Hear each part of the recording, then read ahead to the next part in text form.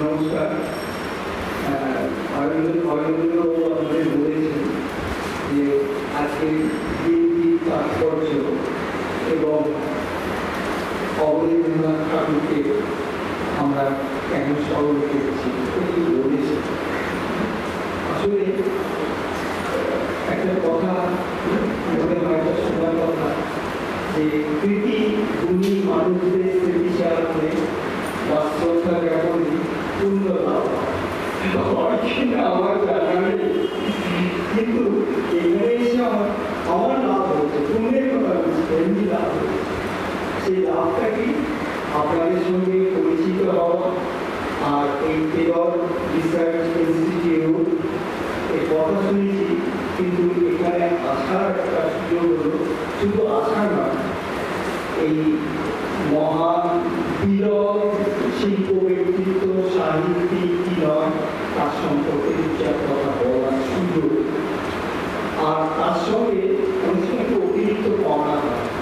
এই অতিরিক্ত পাওনাটা কি অরবিন্দবাবুর সঙ্গে ব্যক্তিগত পরিচয় হওয়া, এখানে আসতে পারা এবং আমার অনেকদিনের পুরনো সহকর্মী শান্তনু চৌধুরীর সঙ্গে দেখা পাওয়া, এটা হচ্ছে অতিরিক্ত পাওনা। এই প্রসঙ্গে মনে করছে অনেক কথা মনে করি যায় শিল্পী সুনীল মাধব সেন, তাকে নিয়ে আমার বইও আছে, সুনীল মাধবের যাই হোক, সুনীল মাধব সেনের সঙ্গে বিভূতিভূষণ বন্দ্যোপাধ্যায়ের খুব পরিচয় দেওয়া আছে।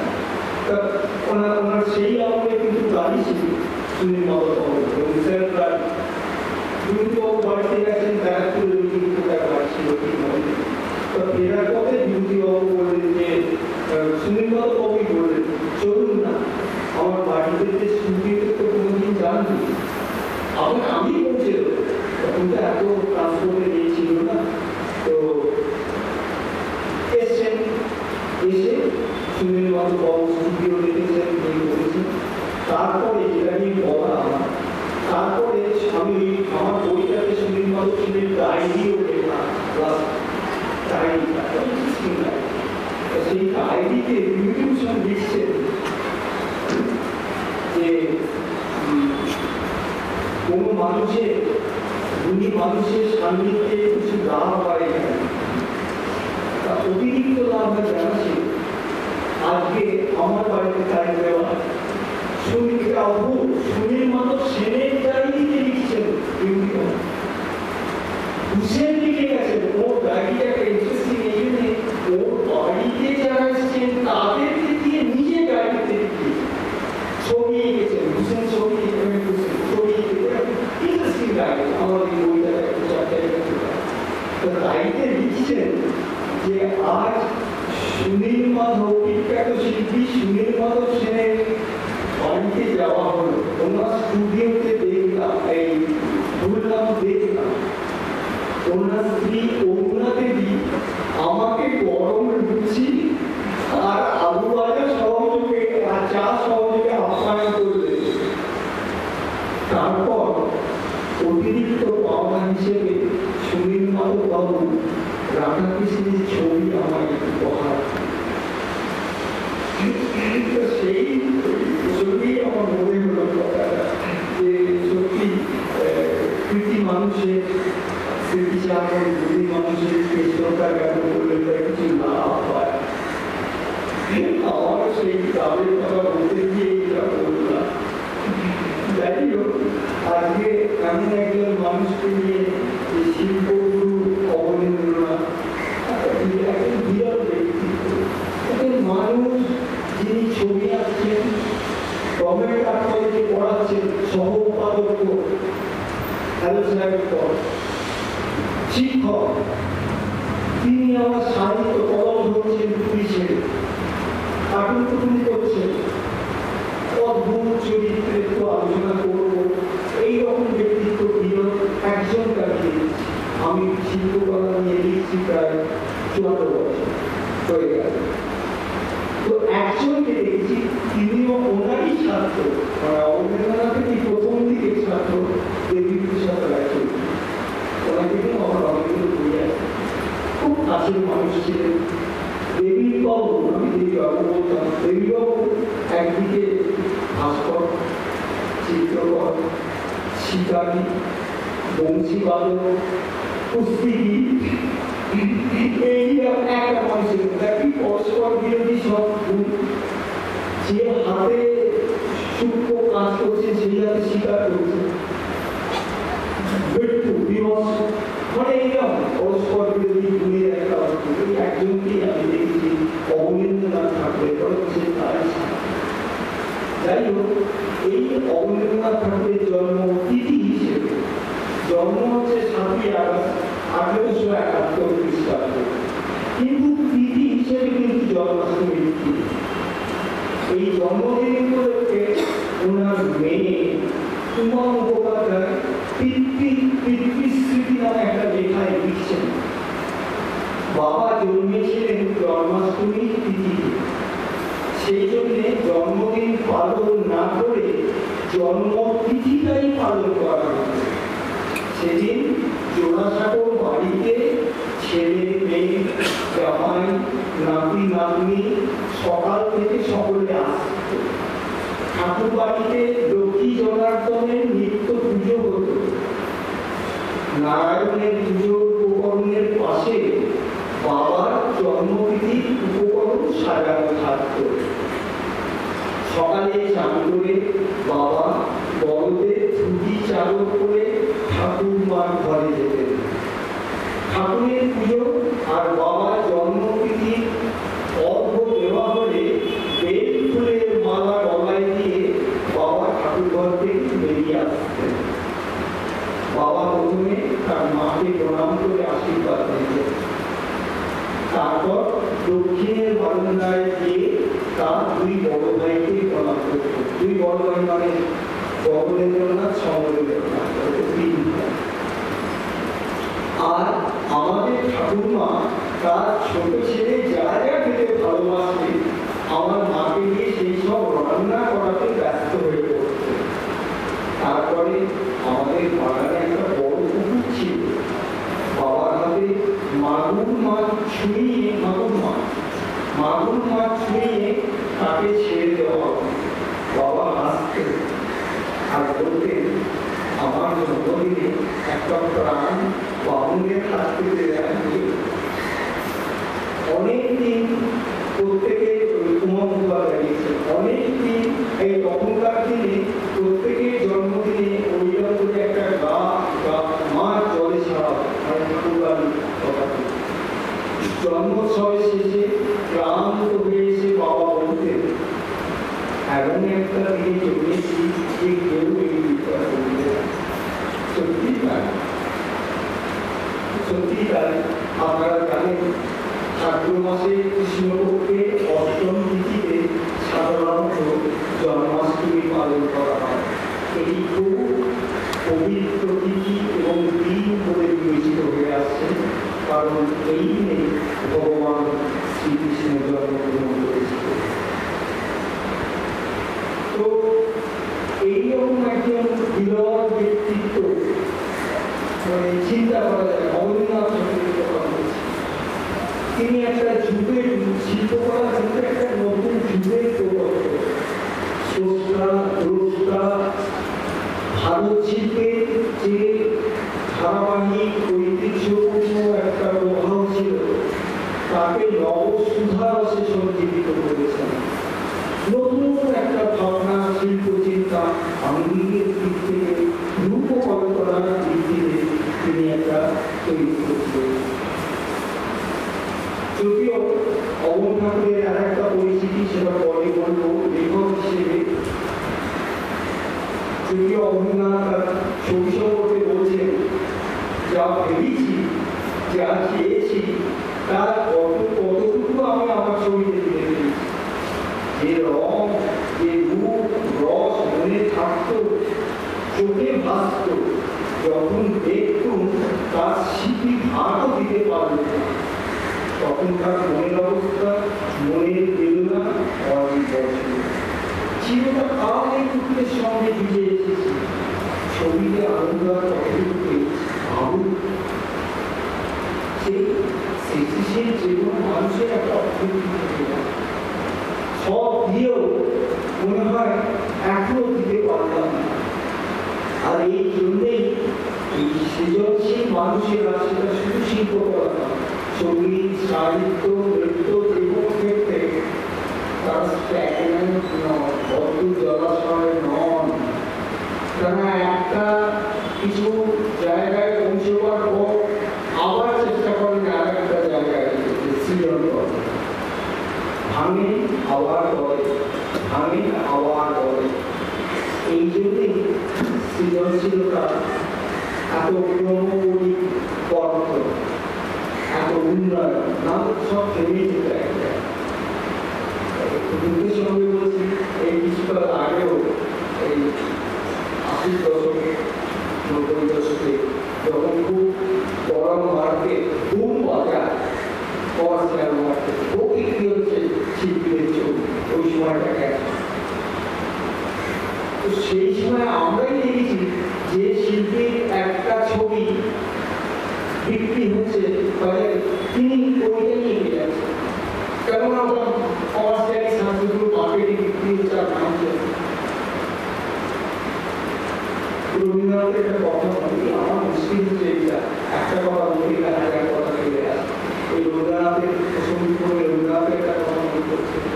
রবীন্দ্রনাথ বলছেন, যখন কোনো সৃজনশীল মানুষ এক জিনিসের পুনরাবৃত্তি করতে থাকেন, তখন বুঝতে হবে তিনি কাজ করে চলেছেন অভ্যাসের বশে, চিত্তের বেগ ব্যতিক্রম। কাজ করে চলেছেন অভ্যাসের বশে, চিত্তের বেগ ব্যতিক্রম। যাই হোক, এই অবস্থাটা আমরা দেখছি, কিন্তু যাদের কথা বলছি এরা কখনো ওই চিত্তের বেগ থেমেই যায়। একবার ভেঙেছেন, ধরেছেন, আবার নতুন নতুন দিকে তাদের চিন্তা প্রসারিত করছে, সৃজন ক্ষেত্রে সৃষ্টি। আসলে অবনীন্দ্রনাথ যখন ছবি আঁকা শুরু করছে, সেই সময় প্রেক্ষাপটটা কি? হঠাৎ একজন মানুষ আসেন, তার একটা প্রেক্ষাপট, তার একটা ব্যাকগ্রাউন্ড, একটা কাল, সেই সময়টা আসলে আমরা জানি ভারতের চিত্রকলা ঐতিহ্য, ইতিহাস সব আছে। আমরা বাঘ, বাদামি, চটিমারা, ভীমবেটকা, সিংহলপুর, অযোধ্যা, এইটি গুহা চিত্র খুব আছে। সেইখান থেকে আমাদের চর্চা প্রভাবিত ছিল ভারতীয় চিত্রকলার চর্চা। কিন্তু আমরা দেখলাম যখন মুঘল থেকে আসতে, সেই সময় কিন্তু একটা নতুন জিনিস আমরা পেলাম, ইন্ডিয়ান মিনিয়েচার বিখ্যাত কতগুলো ছবি আর ভাই ছয় পুজো 12 বাই 8 এইগুলো থাকে, কিন্তু অসাধারণ। এই এখন অনেকে বলে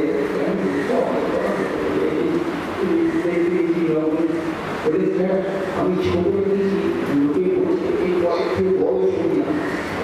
আমি বলবো শোনো বাবা, ছবির আয়তন নিয়ে কোন বিচার হয় না, ছবিটা ছবি হয়ে উঠল কিনা সেটাই বড় আয়তন নয়। তখন এই কথাই যে যদি আয়তনই দিকে তাকাই, তাহলে তো ইন্ডিয়ান মিনিয়েচার পেন্টিং করতে যেতে পারে।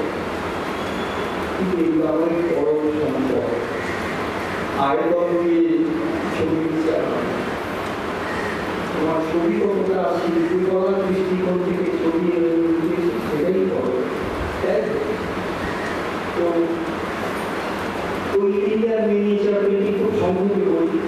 তারপরে আমরা দেখছি সেই সময়ের থেকে এই চর্চাটা চলছে অসাধারণ।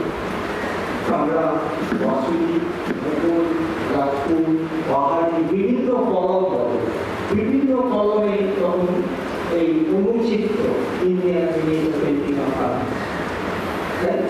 কিন্তু আমরা দেখলাম ওই চর্চাটা একেবারে হয়ে গেল ঔপনিবেশিক ভারতবর্ষে, কলোনিয়াল এখন তখন ওরা কি করলো, ওয়েস্টার্ন একাডেমি আর্ট চর্চাটা আরম্ভ করলো, চাপিয়ে দিল। রয়্যাল একাডেমি আমি দেখেছি কাজ করতে গিয়ে গভর্নমেন্ট আর্ট কলেজে, এই পুরোনো দস্তাবেজ বের করে প্রথম কারিকুলাম হলো এরা ব্রিটিশরা 1854 থেকে আরম্ভ করলেন স্কুল অফ ইন্ডাস্ট্রিয়াল আর্ট, নামটা হবে স্কুল অফ ইন্ডাস্ট্রিয়াল আর্ট। যাই হোক, তখন ওরা শিল্প না, উদ্দেশ্য ছিল একটু ইন্ডাস্ট্রি, একটু ক্রাফটসম্যানশিপ এইসব শেখানো। কেন না, কলকাতা নবপত্তন হচ্ছে, কয়েকটি রাস্তাঘাট তৈরি, বাড়িঘর স্থাপত্য তৈরি করতে হবে, কিছু তৈরি করা, যেটা পরবর্তীকালে government school of art and college ওটাই আরম্ভ হয় 1854, নাম ছিল স্কুল অফ ইন্ডাস্ট্রিয়াল আর্ট। যাই হোক, এই তখন পরিবেশ তখন কিন্তু কোনো চর্চা নেই, ওই ওয়েস্টার্ন একাডেমি বা এই চর্চাটাই চাপিয়ে শিক্ষাক্ষেত্রে চর্চাটা, এবং এখানকার শিল্পীরা তখন ওটাই নিয়ে করছে। কেন এরা কেউ তখন খুব ছিল পোর্ট্রেট করানো, সব করাবে, ওয়েস্টার্ন আর্টটা দরকার, ওইগুলো পাওয়া, কমিশন পাওয়াবে। ফলে এই চর্চাটা এখানকার তখনকার শিল্পীরা এই ওয়েস্টার্ন আর্টটাকে তারপরে সমস্ত পরিবেশটাই হয়ে পড়ল এই জায়গায়। এইরকম একটা পরিবেশ যখন ওয়েস্টার্ন আর্টের চর্চা চলছে, এবং অবনীন্দ্রনাথ ঠাকুর প্রথম জীবনে কিন্তু ওয়েস্টার্ন আর্টের চর্চা করছে। চার্লস পমার আর ওরিয়েন্টো গিলহার্ডি, এই দুজন সাহেব শিল্পীর কাছে উনি প্রথম জীবনে চিত্রকলা শিখেছেন, প্যাস্টেল, অয়েল, ওয়াটার কালার এইসব শিখেছেন। ফলে ওয়েস্টার্ন আর্টই উনি চর্চা করতেন। সেই সময় উনি যেসব ছবি আঁকতেন খুব মূল্য একটা জিনিস, তাই নিয়ে এই বছর 8-10 একটা এক্সিবিশন হয়েছিল দুষ্প্রাপ্য রবীন্দ্রনাথের ছবি, এই ছবিগুলো দেখি আমিও দেখি। তো সেই সময় এই চর্চাটা এই সেই সময় করা একটা ওনার পোর্ট্রেট দেখা যাচ্ছে। আচ্ছা, এইটা এই এক্সিবিশনটা হয়েছিল চিত্রকূট, ওই বালিগঞ্জ বাড়ির কাছে চিত্রকূট আর্ট গ্যালারি, ওখানে হয়েছিল, আমি দেখেছি। এটা হয়েছিল 15 থেকে 30 জানুয়ারি 1991।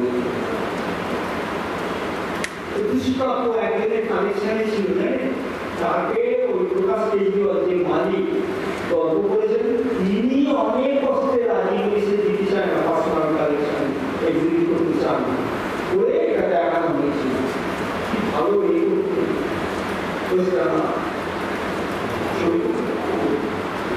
চার্লস পমার আর গিলহার্ডি সাহেবের কাছে এই 1991 এই এক্সিবিশনটা একটা রেয়ার এক্সিবিশন।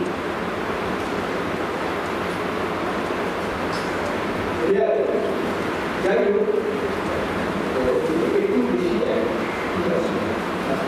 এই এক্সিবিশন সম্পর্কে চিন্তামণি কর, বিখ্যাত ভাস্কর, এবং প্রথম দিকে অবনীন্দ্রনাথের কাছেও গেছেন, উনি লিখছেন, আচার্য অবনীন্দ্রনাথ লেখক, the founder of New Bengal School of Painting, learned pastel, portraiture and oil painting from 2 European painters who were active in Calcutta in 1890. Various factors influenced Abanindranath to develop painting in European manner, and in 1905 he developed a new style of painting by blending Indian traditional art forms and Japanese watercolor techniques. Although this new style of painting looked Indian, Abanindranath's knowledge and skill in European painting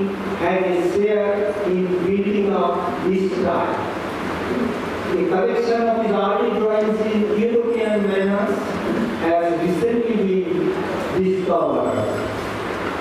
These works shows Abanindranath's craftsmanship in drawing women figures, portraits and landscapes. Also, following the European tradition, he made cartoons, which he later used for making some of his celebrated paintings, such as the Siddhas, scenes from Kalidas, Meghdudam, Amor, etc. His competent pencil landscapes compare well with the works of English masters. It would be a rare privilege for artists and art lovers to see these sketches and cartoons when they are displayed at the exhibition.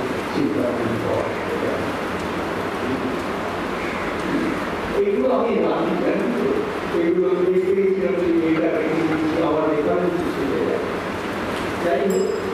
এইরকম একটা প্রেক্ষাপটে অবনীন্দ্রনাথ দেখবেন নিজেও তো শিখেছেন, সবই বললাম যে এই তো পশ্চিম একাডেমিক আর্টের চর্চা হচ্ছে, এতে পরিণতির কোনো জায়গা নেই।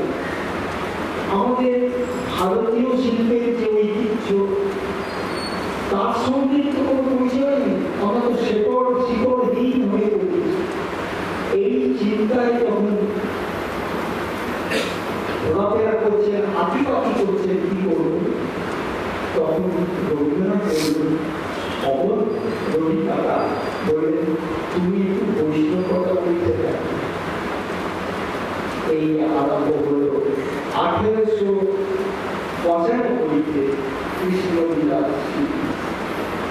একেবারে একটা নতুন শিল্প আন্দোলন, নতুন দিক, ভারতীয় চিত্রশিল্পের ইতিহাসে একেবারে ল্যান্ডমার্কিং ব্রেক থ্রু একটা এই কৃষ্ণলীলা সিরিজ আনলেন 1895। এই একটা ভারতীয় চিত্রকলায় একটা ব্রেক থ্রু আরম্ভ হল, যে শিল্পকলার সঙ্গে ভারত শিল্পের যে ঐতিহ্য, আমাদের যে ট্র্যাডিশন, তার সঙ্গে একটা যোগসূত্র তৈরি করলেন। তিনি এই কৃষ্ণলীলা সিরিজে 20টা ছবি এঁকেছিলেন। তার মধ্যে রয়েছে কৃষ্ণের জন্ম, কৃষ্ণ ফুলওয়ালি, মথুরায় রাজা কৃষ্ণ, কুপিতা রাধা, মাঝি কৃষ্ণ, বিরোহিনী রাধা, রাধা, এইভাবে 20টা ক্যাপশন দিয়ে 20টা ছবি এঁকেছে। এই যে টেকনিক, যে কৌশল, তা খুব মানব চেতনা সম্পর্ক, এবং এর মধ্যে একটা নতুন ভাবে বর্ণে আঙ্গিকে একটা নতুন একটা দিক। এইখান থেকেই কিন্তু আরম্ভ হল শুধু ভারত শিল্পের নয়, অবনীন্দ্রনাথের একটা নতুন দিকে যাত্রা শিল্পকলা। এই পথ ধরে তিনি আঁকলেন অমর ভৈরবের বিখ্যাত ছবি, তাই করতে করতে আঁকলেন আরব্য রজনী, ওই বিখ্যাত সিরিজগুলো। এবং অমর ভৈরবে আমরা দেখছি পারস্য আর মধ্যপ্রাচ্যের যে ছবি, তার একটা নিষেধ এখানে আছে। এই কিন্তু একটা অন্য জায়গায় আমরা অবনীন্দ্রনাথকে দেখলাম, এবং অবনীন্দ্রনাথ যখন এইটা রাজস্থানের ছবিগুলো আসছে, তখন কিন্তু আমাদের একটা ইন্ডিয়ান আর্টে একটা ন্যাশনাল আইডেন্টিটি ক্রাইসিস তৈরি হয়েছে। ক্রাইসিসটা কি? আমাদের ভারতীয় শিল্পের ভাষা কি? এটাই ছিল ক্রাইসিস, একটা ন্যাশনাল আইডেন্টিটি ক্রাইসিস। এই জায়গায় কিন্তু অবনীন্দ্রনাথ একটা নতুন জায়গা তৈরি করবে, এবং এটা কিন্তু শেষ না, এটা আরম্ভ। তারপরে তার ক্রমবিবর্তন হয়েছে আস্তে আস্তে নানাভাবে, এবং রঙের ক্ষেত্রেও তিনি যে একাধিক শিল্পী এসেছিলেন, কৃষিটা আর টাইমটা, তার আগে আর বলছি না, ওনাগুলো এসেছিলেন, সেই ওনাগুলো পাঠিয়েছিলেন ইশিদা টাইগারকে এদের কাছে অবহিত না জাপানিজ ওয়াটার কালার টেকনিকটা ওয়াশ টেকনিকটা তা অবনীন্দ্রনাথ যে কাজটা করতে বর্ণের ক্ষেত্রে নির্মাণ টেকনিক্যাল দিক থেকে কৌশলের দিক থেকে সেটা হচ্ছে ব্রিটিশ ট্রান্সপারেন্ট ওয়াটার কালার আর জাপানিজ ওয়াশ টেকনিক এই দুটোকে মিশিয়ে নিজস্ব একটা জায়গা তৈরি করেছে। ওনার নির্মাণগুলি সব কিন্তু এইভাবে এবং এই ক্ষেত্রে বিশেষভাবে এই যে ভেঙে নতুন জায়গায় যাওয়া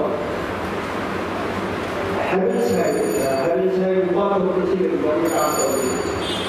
এবং উনি যদিও একটা ইসলামের একটা পারঙ্গম লোক মানে শিল্পকলার ইতিহাস কিন্তু উনি আমাদের ওরিয়েন্টাল আর্টের প্রতি একটা শ্রদ্ধা ছিল এবং উনিও কারিকুলামকে চেঞ্জ করেছিলেন যেটা ওয়েস্টার্ন এ থেকে বেরিয়ে আমাদের দেশে এই সঙ্গে যাতে বজায় থাকে তারা অনেকটা উদ্বুদ্ধ হয়েছিলেন এবং ঊনবিংশ শতাব্দীর শেষ দিক থেকে বিংশ শতাব্দীর প্রথম 2 দশকের মধ্যে এই নতুন রাষ্ট্র আদর্শ নির্ভর মানে রবীন্দ্রনাথের চিত্রনীতি দারুণভাবে সমাদৃত হয় এবং ধীরে ধীরে তা ভারতবর্ষের বিভিন্ন প্রান্তে ছড়িয়ে পড়ে।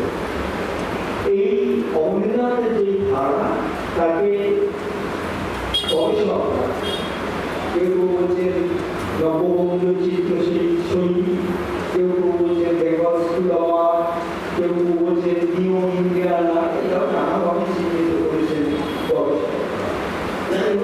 এইটা সর্বভারতীয় ক্ষেত্রে ছড়িয়ে পড়ে তার ছাত্ররা চন্দ্রলাল,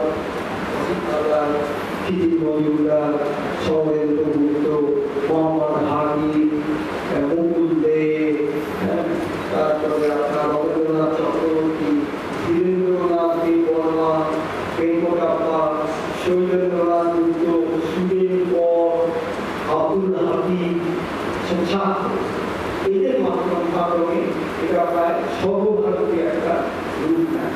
অবনীন্দ্রনাথের অনেক বিখ্যাত ছবি আছে যেমন অমরপুরিয়ার সিরিজ বলেছি, আরো বড়জনী কথা বলেছি, তেমনি আরো কয়েকটা সিরিজ নেই জীবনলীলা নিয়ে করা, দুর্দশীলতার উপর অনেকগুলো কাজ করেছেন। তারপরে সিদ্ধ দম্পতি, অভিসারিকা, পচবেদানি, তারার ছিন্নবন্ধু, পূজাগিনী, রোগী পূজা, শেষ পূজা, মনে করছে ছবিটা আছে এখন, তারপরে কাজুরি, এইসব অনেকগুলো তার বিখ্যাত ছবি আছে। এবার 3টি ছবি নিয়ে আমরা একটু আলোচনা করছি, কিন্তু আছে একটা হচ্ছে গণেশজননী, একটা হচ্ছে ভারত মাতা, আর একটা হচ্ছে শাহজাহানের। এই যে গণেশজননী এই ছবিটাকে দেখা যাচ্ছে দুর্গার ঘাসের উপর দাঁড়িয়ে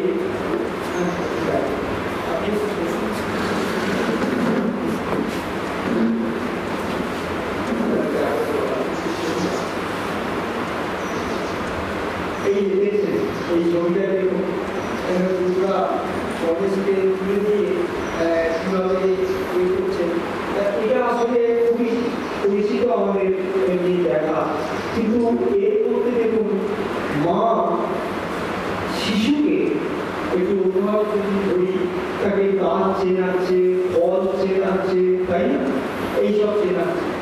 এটা একটা অসাধারণ ছবি, 1900 এই কাজটা করে দিয়েছিলেন আমি আছে, উনি এই ছবিগুলো বেছে এই প্রোগ্রামের জন্য ব্যবস্থা করে দিয়েছিলেন। ওনার ছবির জন্যই এগুলো আমরা দেখতে পাচ্ছি। এই ছবিটা 1908 এই ছবিটায় দেখুন শিশুকে পরিচয় করিয়ে দিচ্ছে বিশ্বজনীন একটা প্রবণতা মায়ের, ছেলেকে শেখায় না যে দেখো এটা এই ফল, দেখো এটা আলু, দেখো এটা এই একটা বিশ্বজনীন একটা বিষয় যাদের মধ্যে বিস্তৃত হয়ে যায়। এরপরে আমরা একটা ছবি দেখব, সেটা হচ্ছে শাহজাহানের মৃত্যু। এটা 1902 মুঘল পর্যায়ে যে কয়েকটা ছবি এঁকেছে, এটা হচ্ছে সেই পর্যায়ের সঙ্গে দেখুন ওয়েস্টার্ন আর্টের যে পার্সপেক্টিভ, এইসব ওয়েস্টার্ন আর্টের সঙ্গে মিশে আছে। এই দুয়ের মিলনে মুঘল মিনিয়েচার ওয়েস্টার্ন আর্ট, এই দুয়ে কিন্তু এটা মিডিয়াম জাতির এবং এটা একটা কাঠের ছোট ছোট ছবি, এই বড় দেখাচ্ছে যে কোনো জিনিসের একটা মনুমেন্টাল কোয়ালিটি থাকে আছে, ছোট কাঠের পাটাতনের ওপর আঁকা। এই ছবিটা দেখা যাচ্ছে যে বঙ্গী শাহজাহান মৃত্যুশয্যায় শুয়ে, দৃষ্টি তার যমুনার অপরপারে সাধের কাজমহলের দিকে, পদতলে পিতার মৃত্যু আশঙ্কায় মাথায় হাত দিয়ে বসে উদ্বিগ্ন জাহানারা। চিত্রকথায় বন্দি দশা বৃদ্ধে অসহায় অবস্থার সঙ্গে প্রিয় পত্নী মমতাজের পাশে সমাধিস্থ হওয়ার আকাঙ্ক্ষা যেন তীব্র, তেমনি জাহানারা মৃত্যুবিয়োগের আশঙ্কায় বিহূর হয়ে উঠেছে। সমস্ত ছবির মধ্যে ভালোবাসা ও বেদনা বিহ্বলতায় প্রস্তুত। পৃথিবীর সব স্বামী কন্যার অন্তর্বেদনা একটি অশ্রুসিক্ত অনবদ্য অন্তর্বেদনার ছবি যেন শাহজাহানের। এই ছবিটা দিল্লিতে তখনকার দিনে পুরস্কৃত হয় দিল্লি দরবারে, এবং এই ছবিটা আনতে গিয়ে অবনীন্দ্রনাথ বলছেন, মেয়ের মৃত্যু যত শোক জমা হয়েছিল বুকে তা উজাড় করে দিয়েছি এই ছবিতে। মৃত্যু মানে ওনার ছোট মেয়ে সেই সময় কলকাতায় প্লেগ হয়েছিল, এই প্লেগেতে ছোট মেয়ে মারা যায়, সেই মেয়ের মৃত্যুর কথা বলছেন।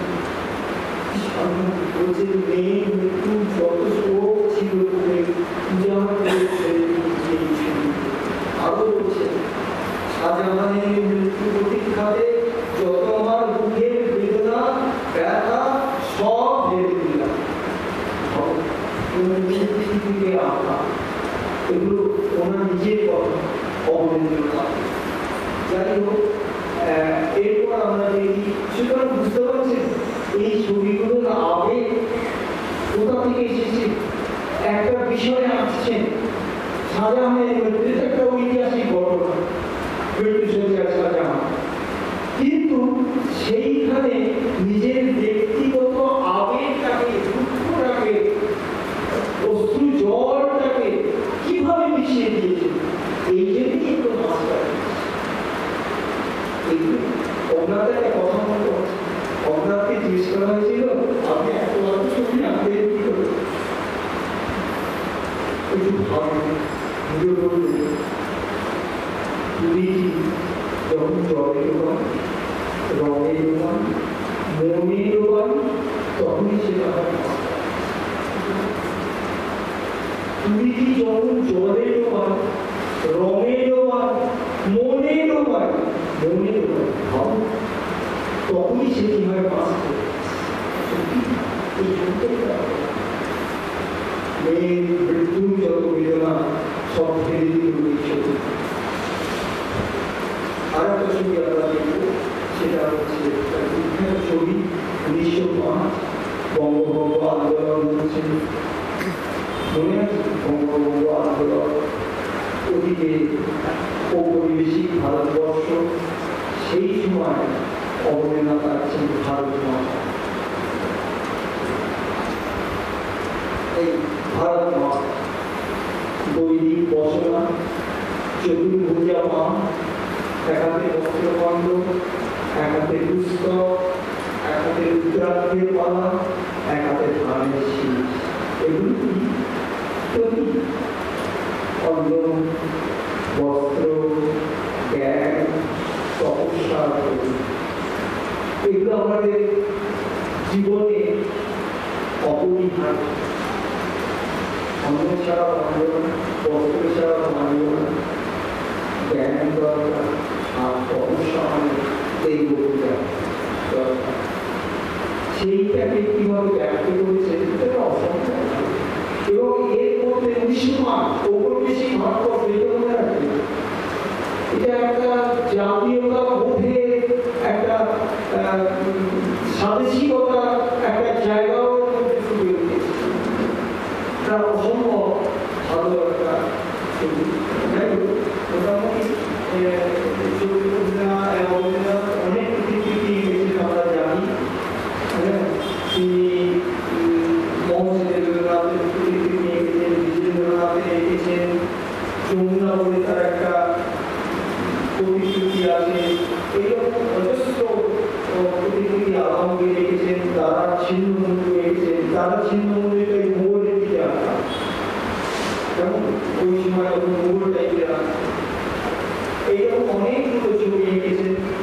তার মধ্যে একটি ঐতিহাসিক চরিত্র ঔরঙ্গজেব, ওটা সব থেকে বড় পোর্ট্রেট, এত বড় পোর্ট্রেট অবদান করা। এই পোর্ট্রেটটা এঁকেছেন এবং এই ছবি একটা পেছনে একটা ছোট গল্প আছে, সেটা বলছি। অমরনাথ বলতেন তাদের দক্ষিণের বাড়ি, জোড়াসাঁকো বাড়ি দক্ষিণের বারান্দা হচ্ছে একটা জীবন্ত মিউজিয়াম। কথা বলছি জীবন্ত মিউজিয়াম, মানুষ দেখতে বাইরে যেতে হতো না। কত রকম মানুষই না আসতে এই দক্ষিণের বারান্দা, রবীন্দ্রনাথ থেকে পাড়ার অবিনাশ পাগল পর্যন্ত। মানে অবাকিত লাগছিল না, আমার আটকাল না। পাড়ার অবিনাশ পাগল দক্ষিণের বারান্দা সে বিবি করে ঘুরে কিছু একটা বলে কিছু একটা দেখিয়ে চলে বলছেন কে না আসতে, রবীন্দ্রনাথ থেকে পাড়ার অবিনাশ পাগল পর্যন্ত। তারপরে বলছেন কি আসতেন ইহুদি আতরওয়ালা ক্যারিবিয়ান শাড়ি, অদ্ভুত পোশাক পরা, নানা রঙের সুগন্ধি আতরে রঙিন শিশি সাজিয়ে তিনি আসতেন আতর বেচতে আসতেন দক্ষিণের বাংলা। রবীন্দ্রনাথ বলেছেন যেন শেক্সপিয়ারের মার্চেন্ট অফ ভেনিসে সাইলাবের ছবি জ্যান্ত হয়ে এসেছে জোড়াসাঁকো দক্ষিণের বারান্দায়, ইস্তাম্বুল আতরের বেচা লোকটির মতো হুবহু ক্যাবিনেট সাহেবের ঘিরে চাপা হাত কাটা আস্তিন সরু সরু একসার বোতাম ঝিকঝিক করছে। ঔরঙ্গজেবের ছবি আঁকার সময় ঠিক তেমনটি করে দিয়েছি মুখ ব্যবহার। তাহলে ঔরঙ্গজেবের ছবিটা একদম ক্যাবিনেট সাহেবের পোশাক করছে, আর মুখটা হচ্ছে বড় করছে, খুব বড় করছে। এইরকম অসম্ভব ভালো প্রতিকৃতি করছেন অবনীন্দ্রনাথ। এটা তার একটা দিক। একটা পর্যায়ে অবনীন্দ্রনাথ দেখেছেন মুখোশ আঁকছে, একটা পর্যায়ে, অনেকগুলো পর্যায়ে আছে তো মুখোশ আঁকছে। এই যে মুখোশ আঁকা যেমন আমাদের কারুশিল্পে, বিশেষ করে লোকায়ত শিল্পে বিভিন্ন জেলায় বিভিন্ন রকমের মুখোশ আঁকা, এইরকম আছে। এটা তো অনেক পুরোনো একটা জিনিস, কিন্তু এবং অনেকের দ্বারা অনুপ্রাণিত হয়েছে। যেমন আফ্রিকার অনেক কন্টেম্পোরারি আর্টিস্ট আফ্রিকান মুখোশ থেকে রসদ নিয়ে নানা রকমের ছবি হয়েছে অনেক আর্টিস্ট। আর অবনীন্দ্রনাথ সম্ভবত মুখোশ আঁকাতে পরিচিত হয়েছেন প্রতিকৃতি আঁকা, যখন পোর্ট্রেট আগে করছিল। তারপরে অবনীন্দ্রনাথের নাতি মোহনলাল গঙ্গোপাধ্যায় দক্ষিণের বারান্দা বলে একটা স্মৃতিকথায় এর সঙ্গে লিখছেন, উনি লিখছেন একে একে মানে অবনীন্দ্রনাথের কথা, একে একে বাড়ির সকলের চেহারা এঁকে ফেললেন, আত্মীয়, ছাত্র, পরিচিত বন্ধু, তারপর রাজু চাকর বাগেরা,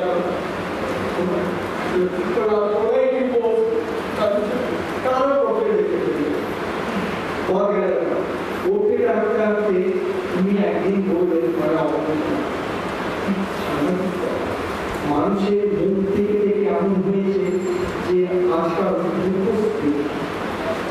আসলে জানি সব মানুষের মুখের চামড়া ঠিক তলায় একটা করে মুখোশ আছে। সব মানুষের চামড়া ঠিক তলায় একটা করে মুখোশ আছে। সেগুলো আমার চোখে এখন ধরা পড়ে। এটাই মানুষের আসল রূপ। এই বলে নানা রকম মোহনা গঙ্গোপাধ্যায় লিখছিল, এই বলে নানা রকম মুখোশ থাকতে শুরু করে দিল। 60-70 মুখোশ হয়ে গেল।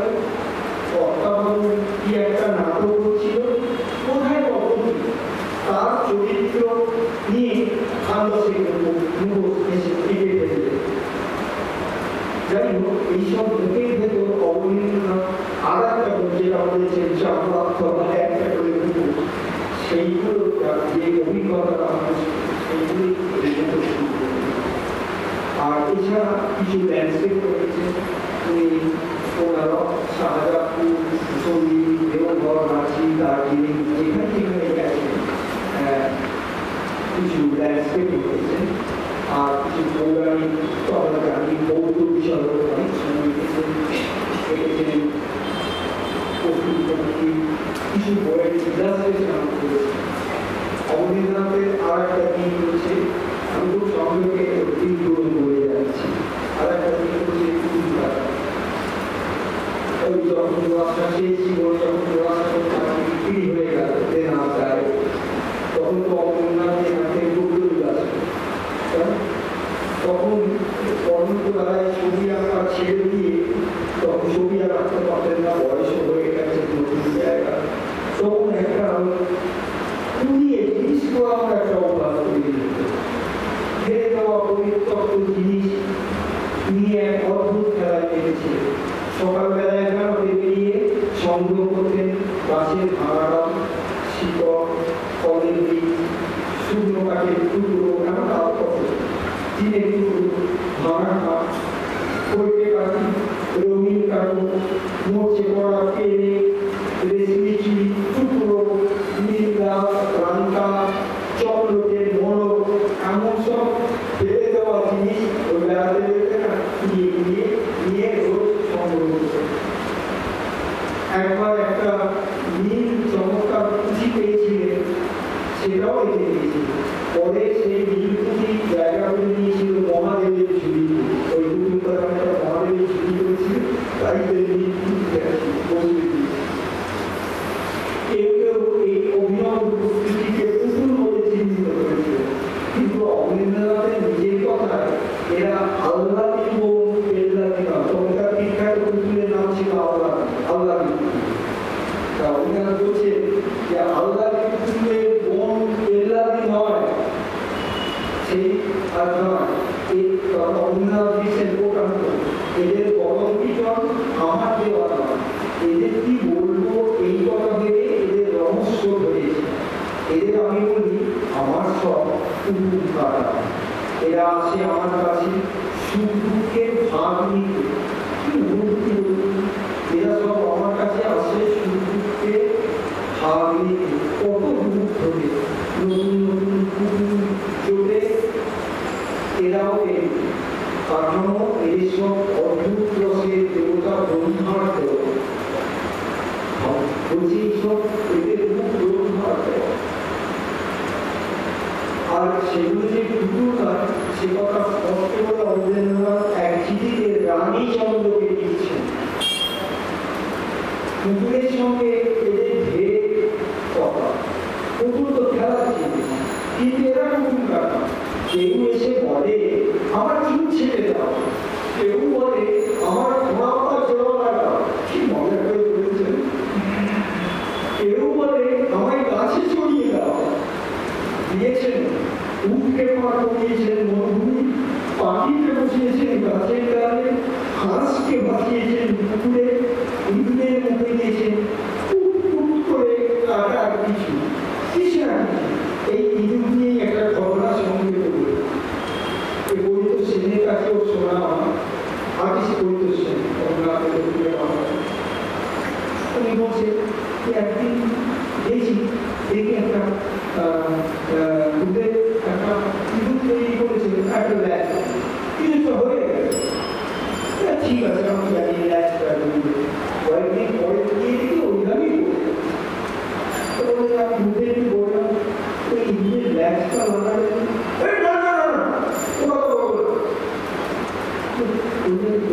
আমাকে বলছেন কিন্তু চোখ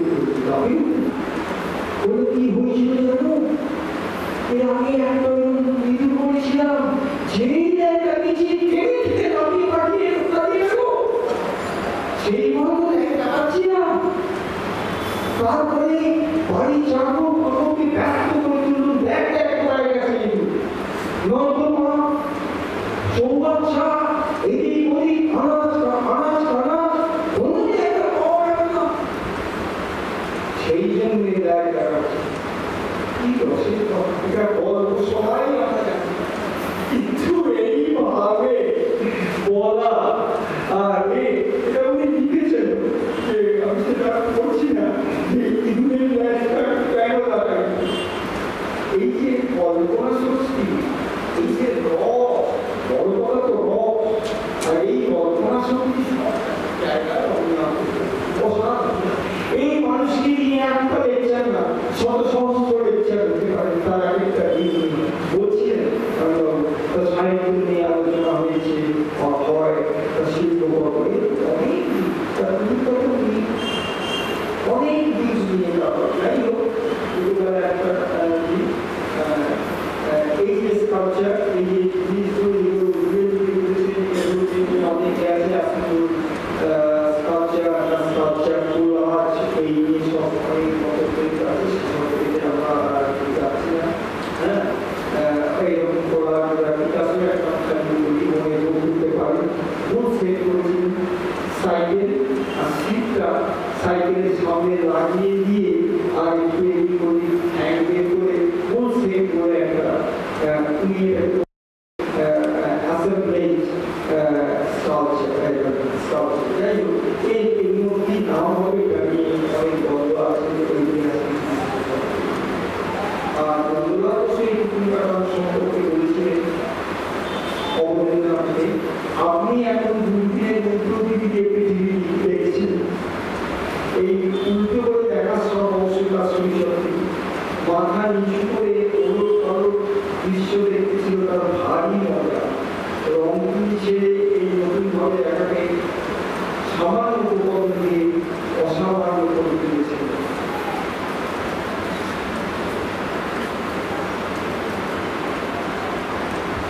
যাই হোক এই মোটামুটি এই সম্পর্কে নানা রকম কথা আছে, যেমন তার অসাধারণ সাহিত্য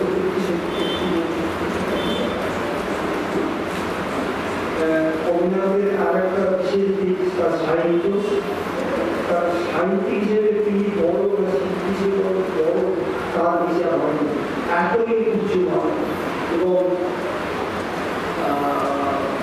সাহিত্য চর্চার ক্ষেত্রেও তার প্রধান উপদেশ উৎসাহ দিয়েছিলেন এই রবীন্দ্রনাথ, করেছিলেন অঙ্কুরি নির্মাণ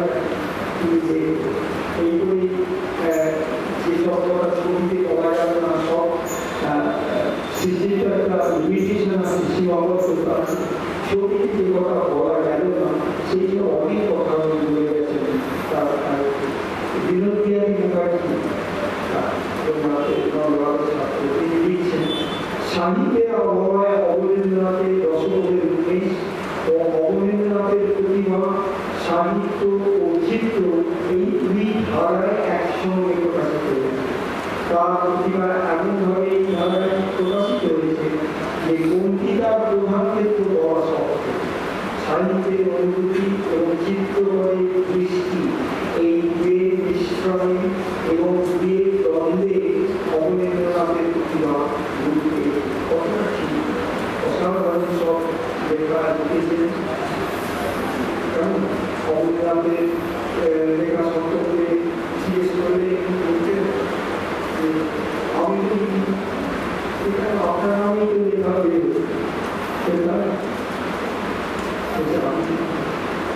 তারি কলম লেখে চিহ্নিত হবে। কি বলছে?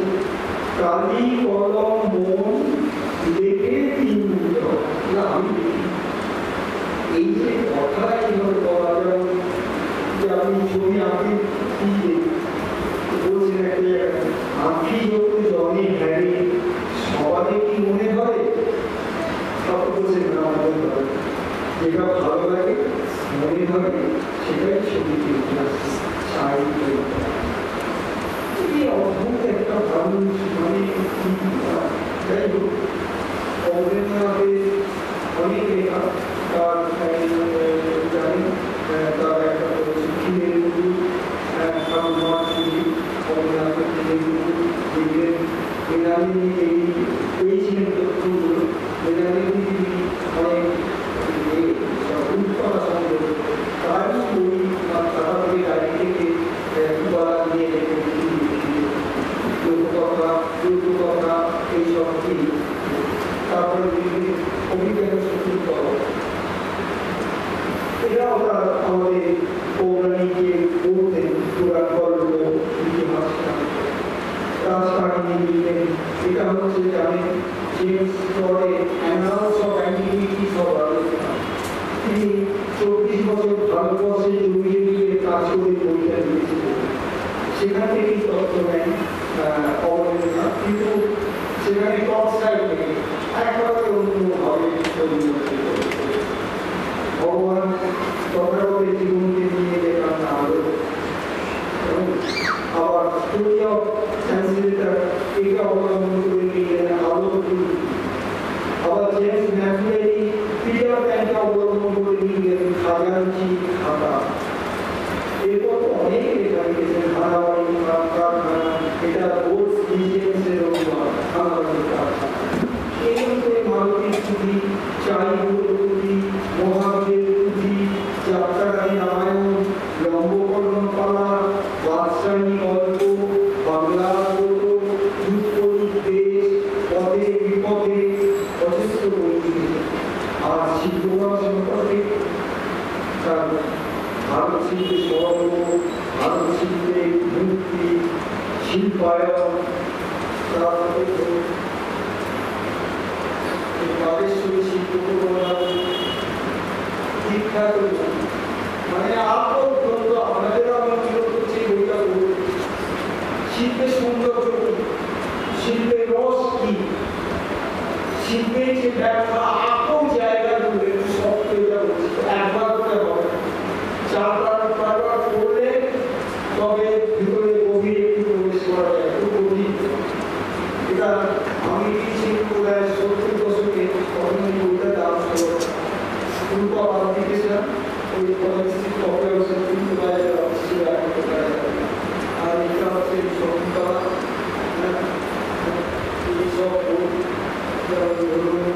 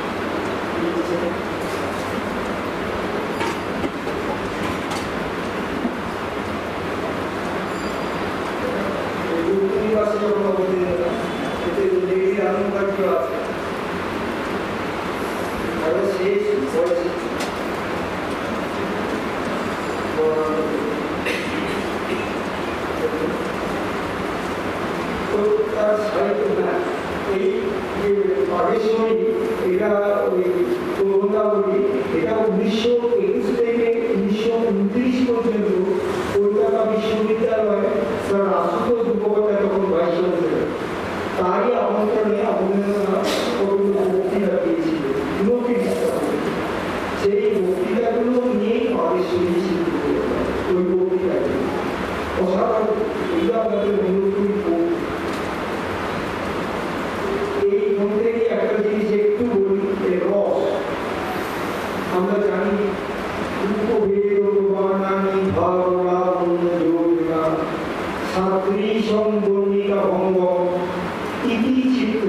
স্মরণ হবে, চিত্তে সকল ভাব লাবণ্য সবই আছে, সব প্রমাণ, কিন্তু রস না হলে ওই শেষ কথা। গ্রামাটিক্যালি আপনি একটা ছবি এঁকেছেন তাও, কিন্তু যদি রস না থাকে এই ছবিটা ওইখানেই মারতে, এই রস এই রস সম্পর্কে একটা চ্যাপ্টার, সেই রস সম্পর্কে তিনি বলছেন, লিখছেন রস জিনিসটা কি তা ব্যাখ্যা করা হবে। এই মধ্যে রস রচনার ধারা একটি ধারা নামে একটি প্রবন্ধে অবদান দিচ্ছেন। রস জিনিসটা অনির্বচনীয়, সুতরাং তার ক্রিয়ার মধ্যে একটা অনির্বচনীয় দিক রয়েছে। সেই জন্য ঠিক করে কেউ বলতে পারে কেমন করে কোন প্রক্রিয়া ধরে চললে রস হবে বা রস পাওয়া যাবে। কিন্তু শিল্প প্রক্রিয়া সবখানি তো অনির্বচনীয় থাকতে পারে না। তাহলে কাজ চলে কেমন করে চলে, তারই তাৎপর্যপূর্ণ ব্যাখ্যা এই অসাধারণ একটা মানুষ। এনাকে অবদিনাথকে নিয়ে মানে বলে শেষ করা যাবে না। তার ব্যক্তিত্ব, তার জীবনবোধ, তার রসবোধ, তার সাহিত্যকর্ম, মানুষ হিসেবেও অসাধারণ। তার সম্পর্কে দেবী প্রসাদ তার কাছে পাওয়া হয়েছে। দেবী প্রসাদকে আমি একদিন জিজ্ঞেস করেছিলাম, খুব কাছের মানুষ, 4-5টা বই আছে দেবী প্রসাদ, খুব কাছের মানুষ, সোমনাথ মন্দিরের আমি একদিন জিজ্ঞেস করছিলাম, যদি আজকে আপনার গুরুদেব অবনীন্দ্রনাথ ঠাকুর বেঁচে থাকতেন আপনি কিরকম ফিলিংস?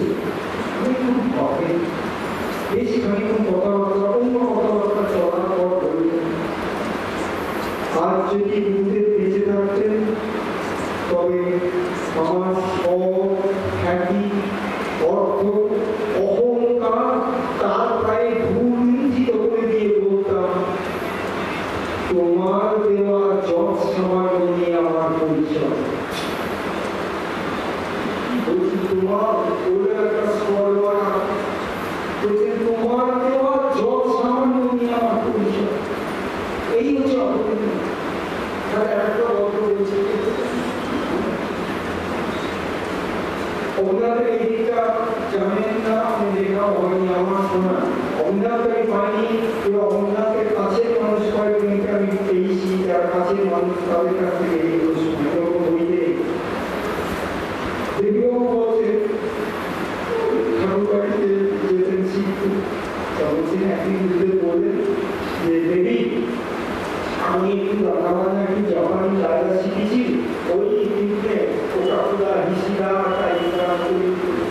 সেটা একটু খাওয়া দাওয়া করবো, অমুক দিন অমুক সময় তুমি একটু ব্যবস্থা করতে পারবে। দেখো তোমার আবার কুস্তি দিয়ে চেহারা যারা খাও অত সেবা না, খাওয়ার পরিমাণ করছি গেছেন। এবার দেবীবাবুর কাছে দেবী প্রসাদ বলছে, দেখলাম কথা ধরে দিয়েছে, চাটা দিয়েছেন, খাওয়া দাওয়া তারপরে ভোজন করো, ভোজন ভোজন একটা পরে দিয়ে আশ্চর্য পুরো ঘর করা জাপানি পর্দা, জাপানি ছবি, জাপানি সমস্ত জিনিসে ভরে গেছে।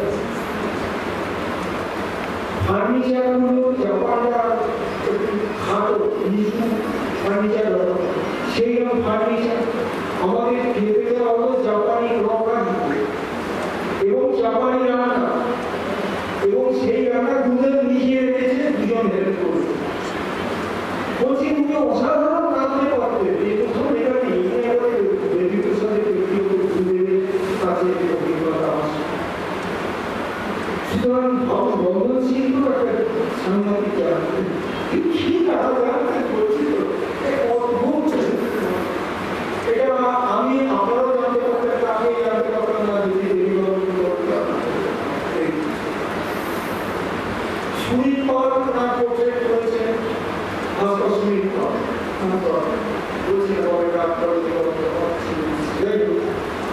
তো উনি দক্ষিণের বারান্দায় যেতে সিটিং দিতে হবে, সিটিং দিচ্ছে, সেকেন্ডে দিয়েছে। উনি বলতেন আমি তোমার মডেল হতে পারবো না, শুনি আমি আমার টেবিলে কাজ করবো দক্ষিণের বারান্দা, তুমি তোমার মতো করবে, আমাকে করবে না, নদীর কাজ নিয়ে যাবো করে না আপনাকে বুঝতে পারবো। হাতে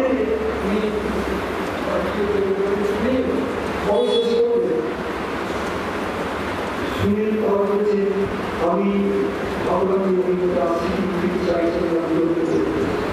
তারপর উনি তাড়াতাড়ি এই শেষ করে এই হয়েছে। তখন উনি বললেন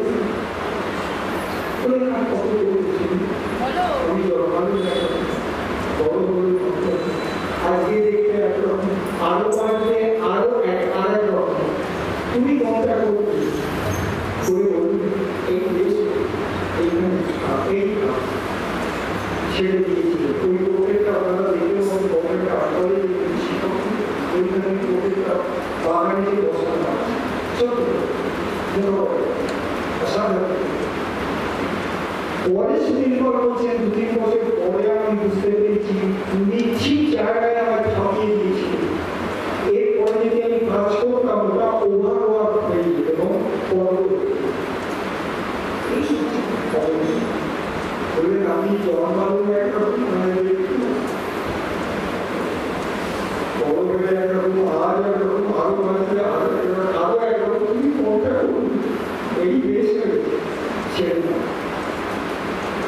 সব মানুষ বসি করে একটা বড় একটা শিক্ষা হবে, একটা চিন্তা যারা নিরাম হয় মানে এটা উদ্ভূত রয়েছে পরে এটা নিজেদের কাজ করতে নিরাম হয়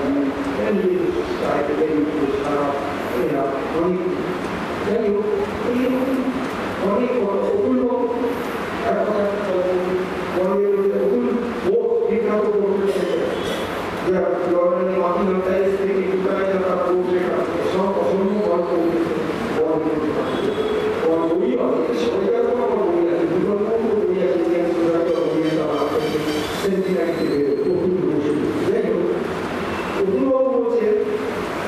আমরা একবার এক্সিবিশন করলাম, তখন আরো বড় বড় রেস্টুরেন্ট আছে, তাই আমরা ওই টেলিভিশন তখন তো ছড়িয়ে দিচ্ছি, তো আমাকে জানি এগুলো ভারতের মানুষকে আমাদের এক্সিবিশন দেখতে আসবে তাদেরকে নিয়েছিলাম আপনারা নিয়ে গেলাম, উনি দেখবেন এই কিছু বললেন আমি গাড়িতে দিলাম তারপরে বুঝতে বলে দিলাম যে ওই এক্সিবিশন দেখলে কিরকম আগ্রহ কিছু বললেন ওই গাড়ি ভেতর থেকে আমার চোখের দিকে একদম তাকিয়ে দেবে আমার মতে তোমরা বিধর্মী হতে পারো অর্গানিক মানে ওস্টার আগে চর্চা করছে বিধর্মী আমার মতে, কিন্তু অর্গানিক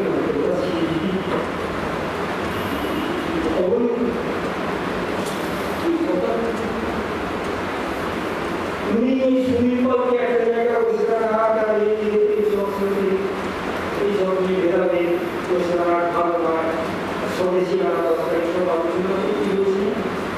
শুনে অনেক কথা আছে জায়গাটা শুনে শুনে যাওয়া না কেউ ভাবে সমাজ কি সব বুঝিয়ে দিতে ওই ওই আর্টের নামই করতেন নমস্কার ইসলামের নামই করতেন বলে শুনেই ভুলে দেওয়া কেউ ভাবে সন্দেশ এই অবহেলা জন্মাষ্টমী